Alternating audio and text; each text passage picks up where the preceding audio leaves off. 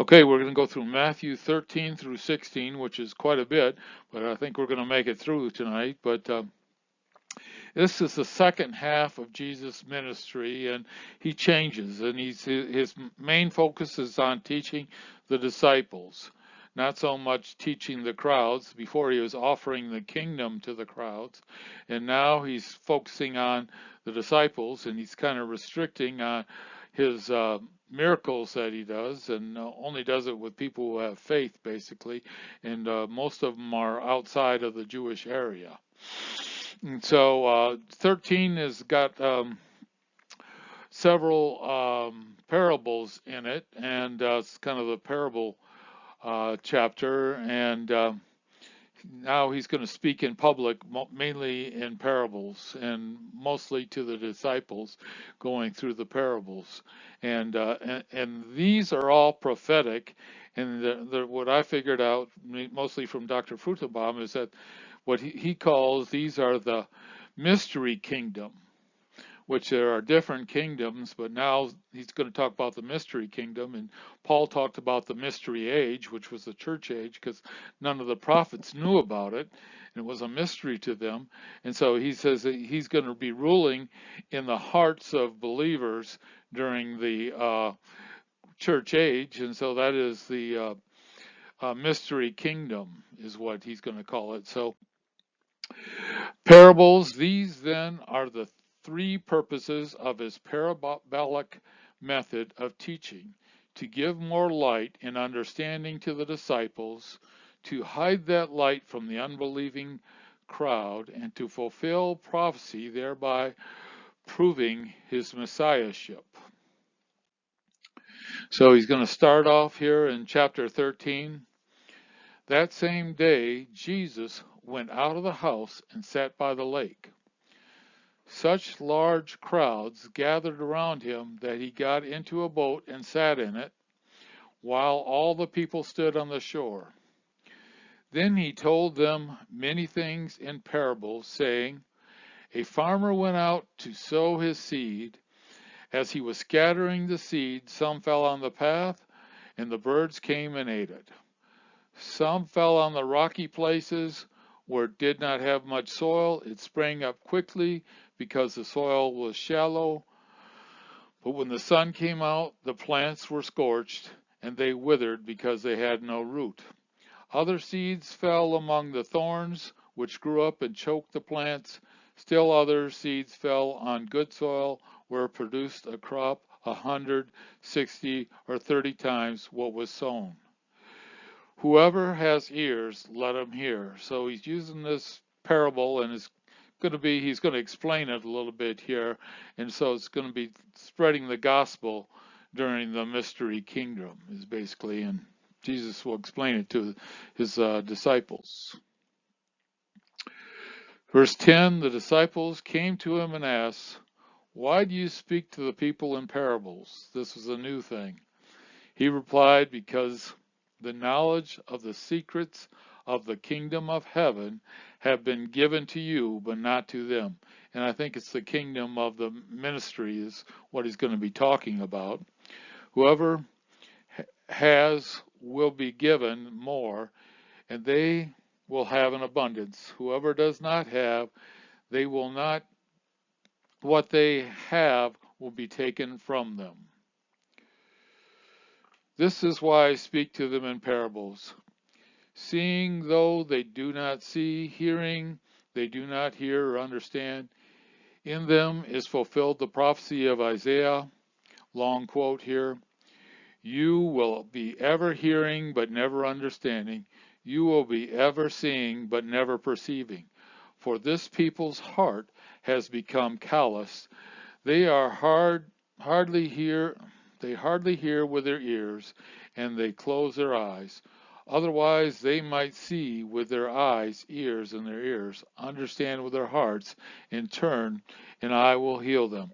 So the problem is they didn't see that Jesus was the Messiah. A lot of them saw that he was a prophet, and they were all hanging around because they liked the show. So they wanted to see more of the show, but they weren't interested in Jesus as the Messiah. And so that's what the quote is talking about. But blessed are you, your eyes, because they see, and your ears, because they hear.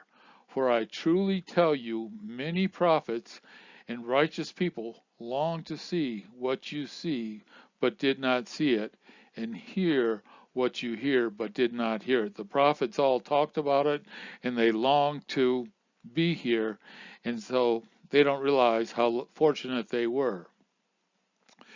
Verse 18, listen then to what the parable of the sower means. He's going to explain it here. When anyone hears a message about the kingdom and does not understand it, the evil one comes and snatches away what was sown in their heart, and this is the seed sown along the path. And the seed falling on rocky ground refers to someone who hears the word and at once receives it with joy. So we think the first one, if this is the gospel he's talking about, they aren't saved. This second one is saved, but they don't live a very good life. But since they have no root, they last only a short time, and when trouble or persecution comes because of the word, they quickly fall away. The seed falling among the thorns refers to someone who hears the word, but the worries of this life and the deceitfulness of wealth choke the word and making it unfruitful. But the seed falling on good soil refers to someone who hears the word and understands it. This is the one who produces a crop yielding 100, 60, or 30 times what was sown. So this was the explanation that was given to the disciples, explaining what that parable was about. So Jesus told them another parable. The kingdom of heaven is like a man who sowed good seed in his field. But while everyone was sleeping, his enemy came and sowed weeds among the wheat and went away. When the wheat sprouted and formed heads, then the weeds also appeared. The owner's servant came to him and said, Sir, didn't you sow good seed in your field? Where then did the weeds come from? An enemy did this, he replied. The servants asked, Do you want us to go and pull them up? No, he answered, because while you are pulling up the weeds, you may uproot the wheat with them. Let both grow together until the harvest. At that time I will tell the harvesters, first collect the weeds and tie them up in bundles to be burned, then gather the wheat and bring them to the barn. Of course, this is the unbelievers who get involved in the church, and those who are believers get to go to the barn, and the unbelievers go to the hot place. And Jesus is going to explain this one too. He told them another parable. The kingdom of heaven is like a mustard seed, which a man took and planted in his field. Though it was the smallest of all seeds, yet when it grows, it is the largest of garden plants and becomes a tree, so that the birds come and perch on its branches. What then does this parable tell us about the mystery kingdom? The first point is that there will be an abnormal external growth of the mystery kingdom until it becomes a monstrosity. And so this is during the church age. The church is going to become very big. Secondly, the monstrosity becomes the nesting place for agents of Satan. And this is when it gets all grown out, then they're the birds. He told them still another parable. The kingdom of heaven is like yeast that a woman took and mixed into about 60 pounds of flour. That's quite a bit of flour, until it worked all through the dough. Jesus spoke all these things to the crowd in parables. He did not say anything to them without using a parable. So was fulfilled what was spoken through the prophet. And as I will open my mouth in parables, I will utter things hidden since the creation of the world. Psalm 78, verse 2. He did a couple of parables before, but now he's going to do all parables when he's talking to Jewish people in public. Whenever a woman is used symbolically, she represents a religious entity which could be good or bad. The point represented by the woman is that a false religious system will be introduced into the mystery kingdom. When the word leaven is used symbolically, it always symbolically of sin, and a specific type of sin, the sin of false doctrine. So the point of this parable is that false teaching will be introduced into the mystery kingdom, resulting in corruption of doctrine. And we see this has been going on in the church for quite a while.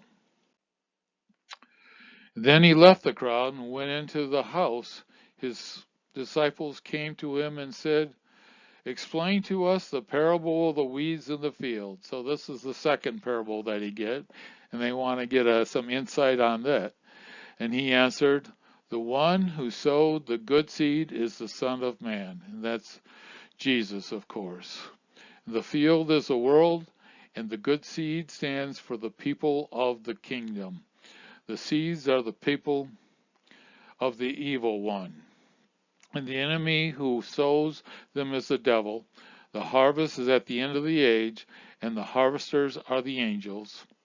As the weeds are pulled up and burned in the fire, so it will be at the end of the age. The Son of Man will send out his angels, and they will weed out of his kingdom everything that causes sin in all who do evil. They will throw them in the blazing furnace, where there will be weeping and gnashing of teeth.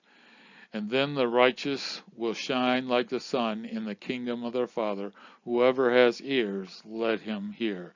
So the bad people are going to be in the church, and they're going to be there till the end, and then they'll be separated in the end. And Jesus talks more about hell than anything else, and always warning these people, probably because he knows what hell is like more than anyone else.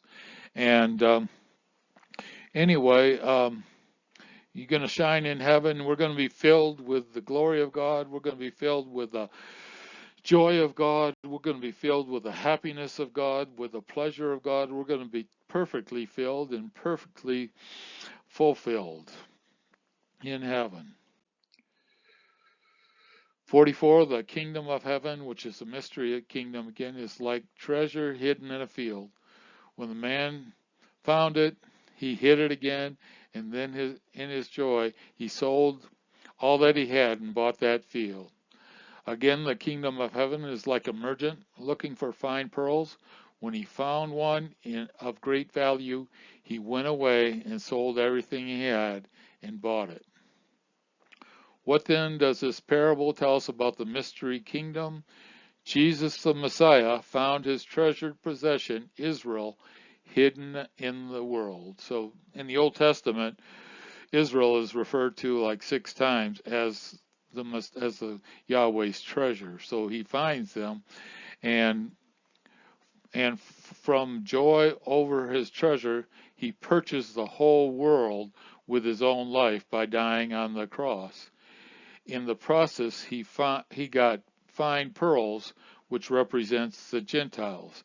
The pearls aren't mentioned in the Old Testament, and pearls come from the sea, and the Gentiles always come from the sea. So the pearls represent the Gentiles. So now in the mystery kingdom, there's going to be Jews and Gentiles, is what it's saying. Once again, the kingdom of heaven is like a net that is let down into the lake and caught all kinds of fish. When it is full, the fisherman pulls it up on the shore. Then they sat down and collected the good fish in baskets and threw the bad away. This is how it will be at the end of the age. The angels will come down and separate the wicked from the righteous, and will throw them into blazing furnace, where there will be weeping and gnashing of teeth. The sea is again prominent in this parable, and again it represents the Gentile world.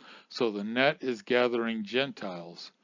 The reality pictured here is that the mystery kingdom age will end with the judgment of Gentiles. The righteous Gentiles will enter into the messianic kingdom, and the unrighteous will be excluded from that kingdom and thrown into the fires of hell. Almost done with chapter 13. Have you understood these things? Jesus asked. Yes, they replied. He said to them, therefore, every teacher of the law who becomes a disciple in the kingdom of heaven is like the owner of a house who brings out his storeroom, new treasure as well as old. So people who are knowledgeable in the Old Testament, and I think actually this could be prophetic, probably about several different people, but this could be talking about the Apostle Paul right here. And that could be the head of the household is a scribe who has become a disciple of the kingdom of heaven. The treasure of the scribe is knowledge of the word of God. So he has good knowledge because he understands the old and now what happened with the new. So the reality depicted by the parable is that the scribe in the new kingdom will bring out the word of God, things both new and old in relationship to the mystery kingdom. And when Jesus had finished these parables, he moved on from there. Coming to his hometown, he began teaching the people in their synagogue, and they were amazed. Where did this man get his wisdom and these miraculous powers? They asked. Isn't this the carpenter's son? Isn't this mother named Mary? And aren't his brothers James and Joseph and Simon and Judas? Aren't all his sisters with us? We don't know how many sisters he had. And where did this man get all these things? And so some of them were pretty amazed, and they realized this was an amazing thing. And some of them are going to side with the idea he can't be the Messiah because he's been rejected. And they took offense at him, but Jesus said to them, a prophet is not without honor except in his own hometown and in his own town, in his own home. And he did not do many miracles there because of their lack of faith. Chapter 14. At this time, Herod, the Tetrarch, he's the son of Herod Antipas, and who was an evil man, heard the reports about Jesus, and he said to his attendants, this is John the Baptist. He has risen from the dead. This is why miraculous powers are at work in him. Now Herod had arrested John and bound him and put him in prison because of Herodias, his brother's wife. And so he hooked up with his brother's wife, and John had been saying to him, it is unlawful for you to have her. And Herod wanted to kill John, but he's afraid because the people consider John a prophet. So he's going over the history now. On Herod's birthday, the daughter of Herodes danced for the guest and pleased Herod so much that he promised with an oath to give her whatever she asked. Prompted by her mother, she said, give me here on a platter the head of John the Baptist. The king was distressed, but because of his oath and his dinner guests, so he made an oath and there were witnesses, he ordered that her request be granted and had the John's beheaded in prison. His head was brought on a platter and given to the girl who carried it to her mother. John's disciples came and took his body and buried it. Then they went and told Jesus. John's role as herald to the king to pave way for Israel to accept Yeshua as Messiah. Now the nation had rejected Yeshua and lost its chance to enter the Messianic kingdom. At this point in time, John's mission was completed, so God allowed him to have his life taken. So he was talking about what happened in the past, and he's wondering if Jesus was John. And when Jesus heard what had happened, he withdrew by boat privately to a solitary place. Hearing of this, the crowds followed him on foot from the town. When Jesus landed, landed and saw the large crowd, he had compassion on them and healed their sick.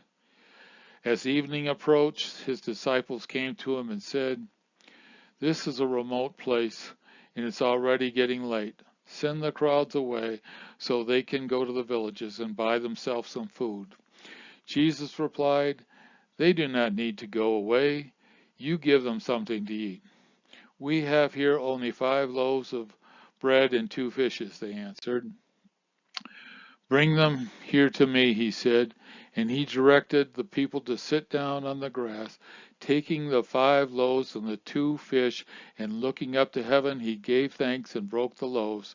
And when he gave them to the disciples gave them to the people.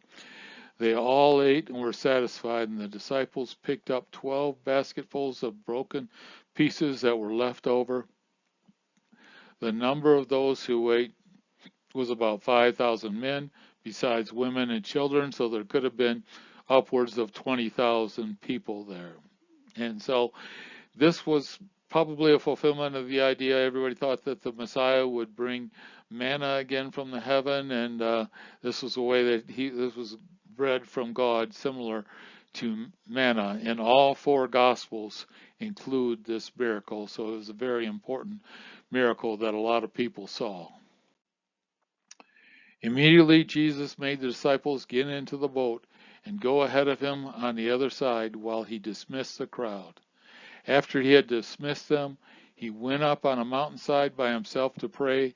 Later that night he was there alone, and the boat was already a considerable distance from land, buffeted by the waves because the wind was against it. Shortly before dawn, Jesus went out to them walking on the lake, and when the disciples saw him walking in the lake, they were terrified. "It's a ghost," they said. They cried out in fear. They had a kind of an urban legend that if you were going to die in the lake, you'd see a ghost before it happened, and so they thought their goose was cooked basically. And 27, but Jesus immediately said to them, "Take courage, it is I. Do not be afraid." "Lord, if it is you," Peter replied, "tell me to come out to you on the water." He's a pretty faithful guy. "Come," he said. Peter got out of the boat, walked on the water, and came towards Jesus. But when he saw the wind and was afraid and began to sink, cried out, "Lord, save me." Well, because it was a lack of faith, and Jesus immediately reached out of his hands and caught him. "You of little faith," he said, "why did you doubt?" So that's a good lesson for us. We got to keep trusting in the Lord even when the waves are around us. And when they climbed into the boat, the winds died down. So this was another miracle we know about, and so the wind stopped and the waves stopped. And those who were in the boat worshipped him, saying, "Truly you are the Son of God," saying they thought he was God because only God could have done that. And when they crossed over, they landed at Gennesaret. Now, Gennesaret, you remember, this is where he had the guy who was a crazy guy in the cemetery, was filled with a legion of demons, and the demons wanted to go into the pigs, and the pigs ran off, and then the guy went back and told his people, and the people come and said, "Would you get out of here? We don't want you around here." And so the guy who healed said, "Can I come with you?" He said, "No, stay here and testify to the people." So we're going to see what happened, how he testified to these people. And when the men of that place recognized Jesus, they sent word to all the surrounding country. People brought all their sick to him, and they begged him to let the sick just touch the edge of his cloak, and all who touched it were healed. They must have heard about the lady with the bleeding problem, and they didn't want to.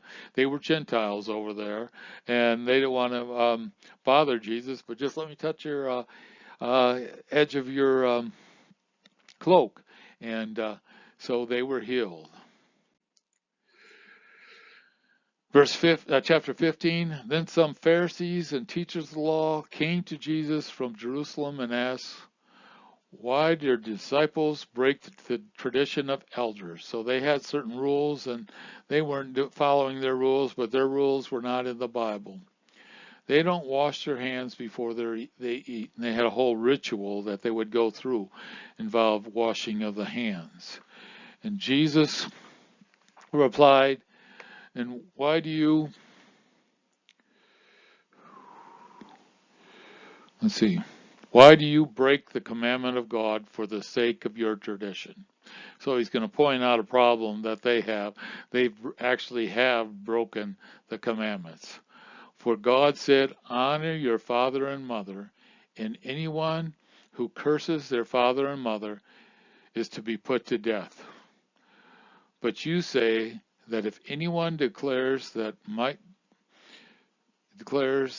what might have been used to help their father or mother is devoted to God, they are not to honor their father and mother. Thus you nullify the word of God for the sake of your traditions. So the Pharisees were converts to Pharisaism, but their parents were not Pharisees, and they were reluctant to share things with non-Pharisees, even if those non-Pharisees happened to be their parents. So it was a tradition of the Jewish people is that when your parents got old, you take care of them. And so the Pharisees said, they're not Pharisees. I've devoted all my money to Pharisees. I can't take care of them. And so Jesus saying, hey, you're breaking the 10 commandments, which are more important than these washing of hands things. You hypocrites, Isaiah was right when he prophesied about you. These people honor me with their lips, but their hearts are far from me. They worship me in vain. Their teachings are merely human rules. So the problem is, according to Isaiah, that's Isaiah 29:13, is their hearts are far from them. They're okay on the outside. They're doing all their human rules, and it's all worshiping him in vain. It's all emptiness.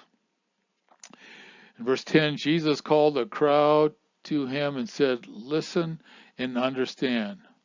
What goes into someone's mouth does not defile them, but what comes out of their mouth, that is what defiles them.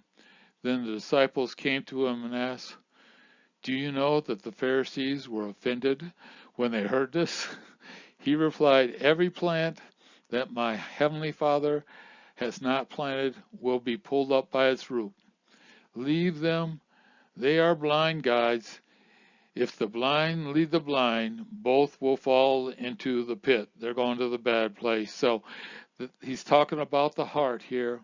You're not going to make the heart good by what you're doing on the outside.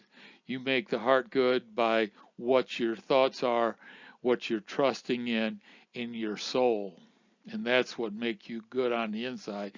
And that's what affects what's on the outside. Peter said, explain this parable to us. Are you still so dull? Jesus asked them, don't you see that whatever enters the mouth goes into the stomach and then out of the body? But the things that come out of a person's mouth come from the heart, and these defile them. For out of the heart comes evil thoughts, and these result in murder, adultery, sexual immorality, theft, false testimony, slander. These are what defiles a person, but eating with unwashed hands does not defile them. And I think they might have washed, they just didn't go through the ritual, but he's saying it's not what's on goes into your mouth from the outside, it's what's on the inside, and those thoughts result in things happening in the outside that are evil, or if it's right on the inside, then you're going to do good things. Leaving that place, Jesus withdrew to the region of Tyre and Sidon. This is on the coast, this is the Canaanite area, and a Canaanite woman from that vicinity came out, crying out, Lord, Son of David, have mercy on me. My daughter is demon-possessed and suffering terrible. So she has a wonderful cry of faith here. He calls him Lord and Son of David, the Messiah. So he's basically, she believes he's God and that he is the Messiah. And Jesus is going to give her a tough test here, and she's going to pass with flying colors. And Jesus did not answer a word, so his disciples came to him and urged him, "Send her away, for she keeps crying out after us." He answered, "I was sent only to the lost sheep of Israel." The woman came and knelt before him. "Lord, help me," she said. He replied, "It is not right to take the children's bread and toss it to the dogs." The Jews called the Canaanites dogs. "Yes, it is, Lord," she said. She admitted that, but even the dogs eat the crumbs that fall from their master's table. So she didn't get mad about it. She just accepted it and tried to make the case. And then Jesus said to her, "Woman, you have great faith. Your request is granted." And her daughter was healed at that moment. So this was a great lesson basically for the disciples. These people aren't dogs. They deserve help too. And Jesus gave her help. He kind of showed them how they thought and then showed him how he thought. And Jesus left there and went along the Sea of Galilee, and then he went up on a mountainside and sat down. Great crowds came to him, bringing the lame, the blind, the crippled, the mute, and many others, and laid them at his feet, and he healed them. So he's back in the Gentile area on that side of the Sea of Galilee, and so he's healing everybody over there because he wants them to know that he's the Messiah. And the people were amazed when they saw the mute speaking, the crippled made well, the lame walking, and the blind seeing, and they praised the God of Israel.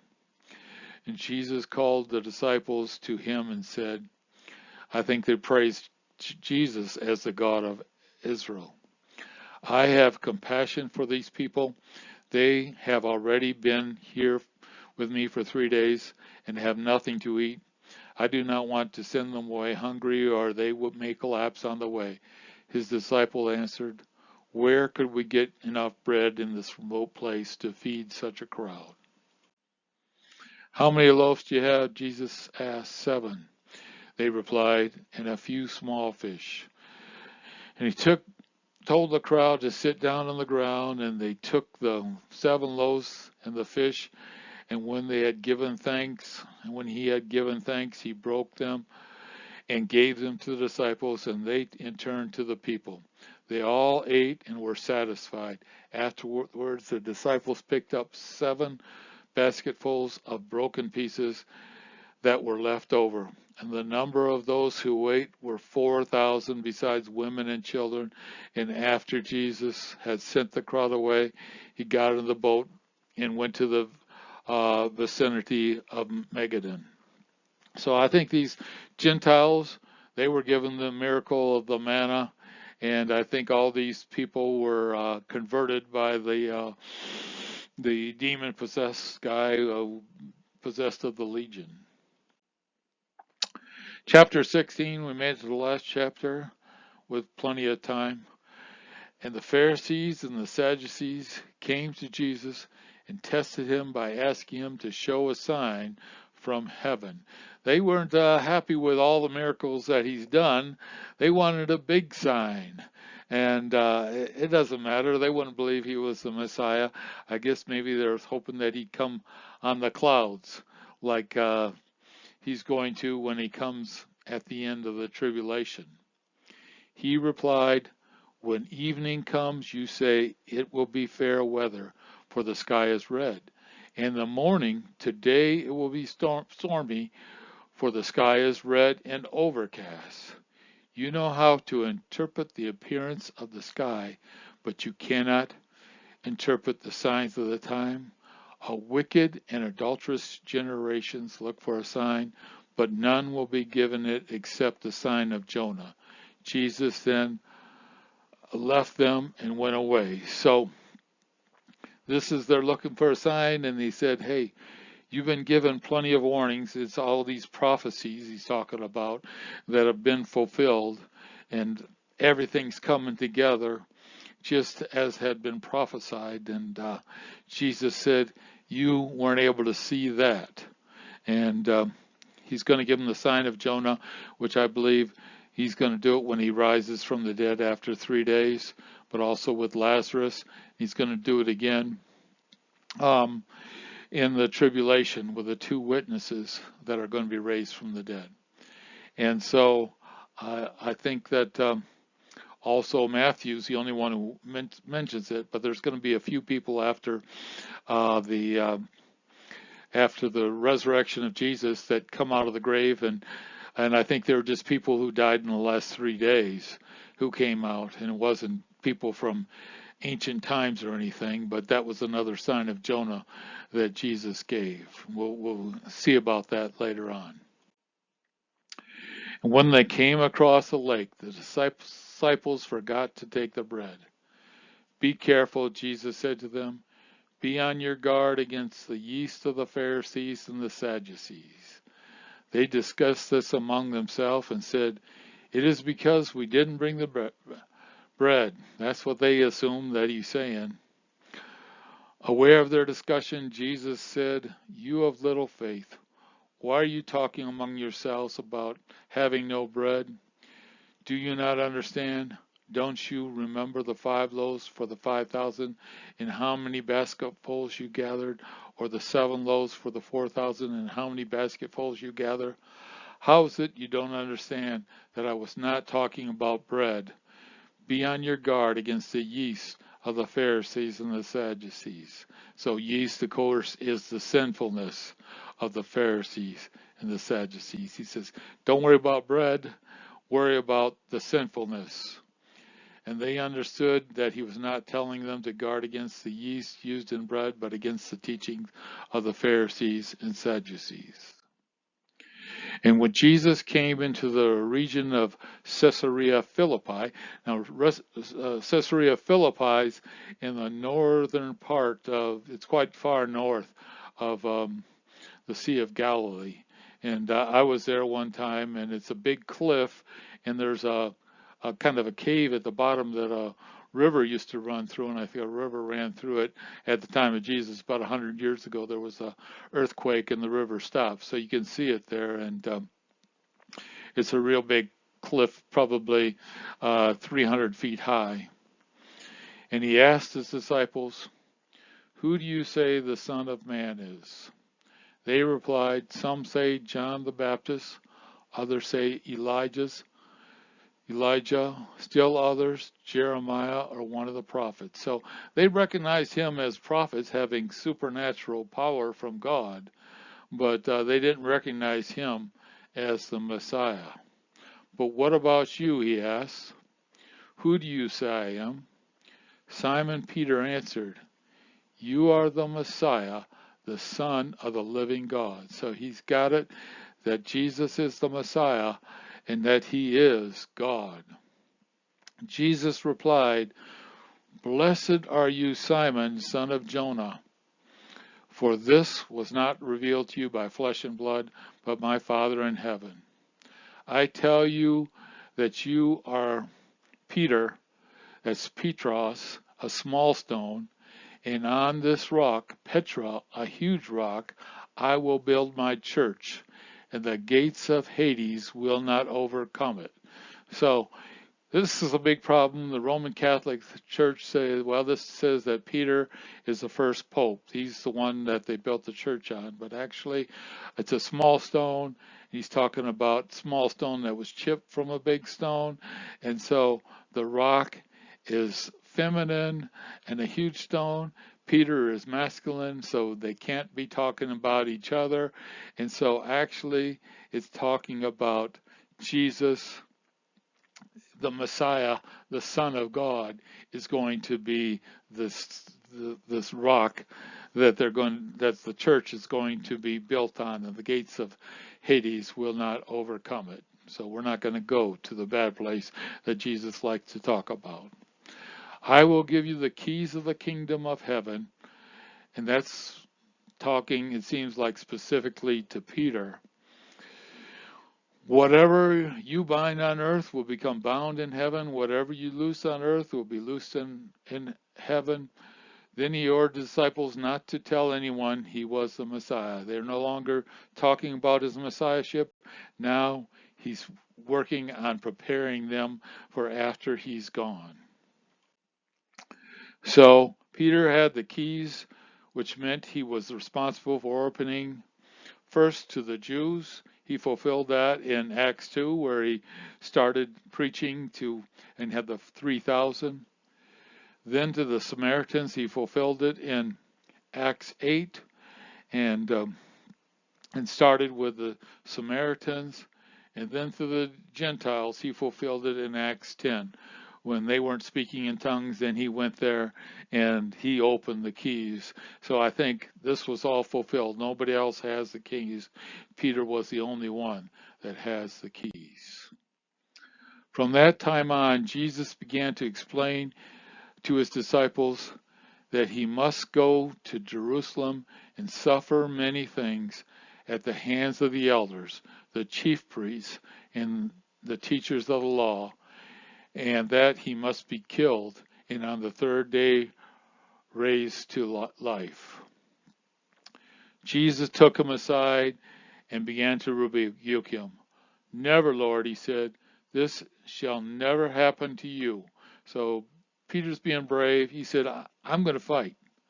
And it's not going to happen to you, basically, is what he's saying. But Jesus turned and said to him, get behind me, Satan. You are a stumbling block to me. You do not have in mind the concerns of God, but merely the human concerns. So what is the problem? Jesus has to go and do these things. He has to go to the cross. He has to die and rise and pay the price for our sins on the cross and rise from the grave to validate what he did. And Satan doesn't want him to do that. He doesn't want him to redeem the lost souls. Then Jesus said to his disciples, whoever wants to be my disciple must deny themselves and take up their cross and follow me. So taking up the cross means you got to be dead to yourself and having a new life as a follower of Jesus. And we all got to do that. And we have a new life, a new purpose in our life. It's not to glorify ourselves, but to glorify Christ. And whoever wants to save their life will lose it, and that's eternally. You want to save your love for yourself, you're going to lose it eternally. Whatever loses their life will find it. So we're going to get the true life, the eternal life. And what good will it be for someone to gain the whole world, yet forfeit their soul? So, or what can anyone give in exchange for the soul? So Jesus talks about how important the soul is. Your soul is the most valuable thing on the earth, and you want to send the soul to the good place where it's going to be charged up and forever full of joy. And so your soul is the most important thing. You got to make sure you take care of it and send it to the right place. For the Son of Man is going to come in his Father's glory with his angels, and then he will reward each person according to what they have done. Truly I tell you, some who are standing here will not taste death before they see the Son of Man coming in his kingdom. So a lot of people have a problem with this. All of them are dead, and his kingdom hasn't come. But actually, next week we're going to see it, and I'll give you a little hint here. And this is what they're going to see in the next chapter, Peter, James, and John. Jesus is going to unveil his glory from heaven.